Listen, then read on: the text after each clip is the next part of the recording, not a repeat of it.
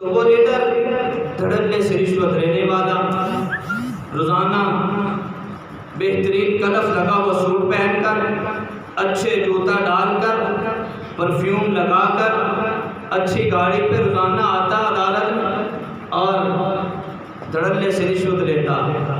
ایک دفعہ کہیں جا رہا تھا تو راستے کے اندر اس کی آنکھ کے اندر ایک مچھر پڑ گیا۔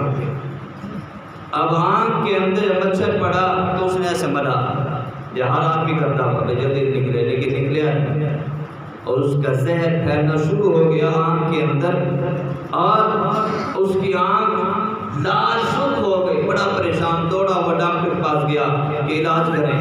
انہوں نے دوائی لگائی، عارضی طور پر قطرے دے دیے، ڈالے، کوئی فائدہ نہیں، درد بڑھتا جا رہا ہے، شدت بڑھتی جا رہی، حتیٰ کہ بڑے ڈاکٹروں کے پاس جانا پڑا۔ انہوں نے کہا کہ اس کا علاج یہ ہے، تیری آنکھ نکالنی پڑے گی، اب زہر آگے آگے پھیلنا شروع ہو گیا ہے، یہ نہ ہو کہ آگے تیرا جسم اور متاثر ہو، دماغ تک نہ پہنچ جائے۔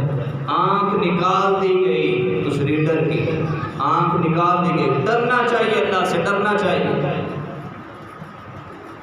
تو پھر ابھی زہر ختم نہیں ہوا، پھیلتا پھیلتا اس کے دماغ تک بھی پہنچا اور دماغ بھی متاثر ہوا۔ گھر والے جو تھے تنگ آ گئے، بیٹے تنگ آ گئے، انہوں نے کہا یہ بیکار ہو گیا باپ ہمارا، اسے نکالو۔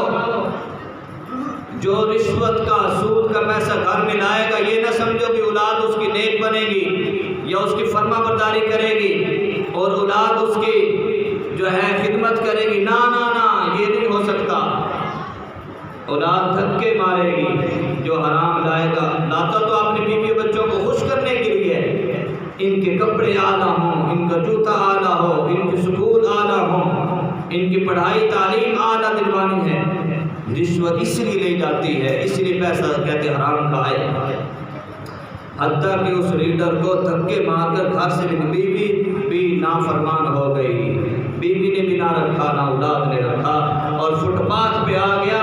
محلے والے گزرتے تھے تو کہتے تھے یہ ہے وہ بندہ جو کلف لگا ہوا سوٹ روزانہ بدل کر جاتا تھا اور بڑا اکڑ کر کرسی میں بیٹھ کر رشوت لیتا تھا، اور اللہ کا ڈر ذرہ برابر بھی نہیں تھا۔ آج یہ فٹ پاتھ پر آیا پڑا ہے اور لوگوں کو کہتا تھا تم نہ یہ کرنا کام جو میں نے کیا۔ احمد پور شرکی